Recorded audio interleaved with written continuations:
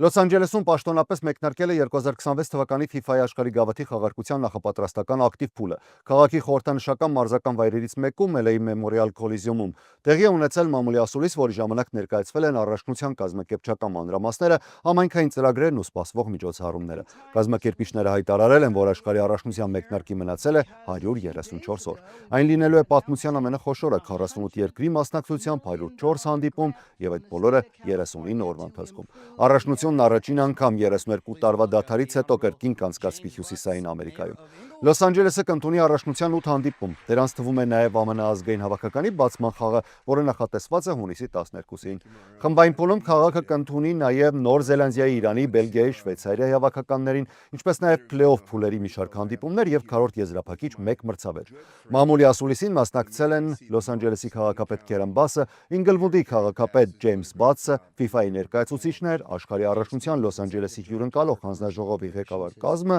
ինչպես նաև ԱՄՆ ֆուտբոլի լեգենդներ Կոբի Ջոնսը, Միա Համը եւ Ջուլի Ֆաուդին։ Քաղաքապետ Բասը հայտնել է, որ Լոս Անջելեսը ոչ միայն պատրաստվում է մրցաշարին, այլ նաև ձգտում է աշխարհի հյուրերին ներկայացնել քաղաքի մշակույթը, պատմությունը եւ բազմազան համայնքները։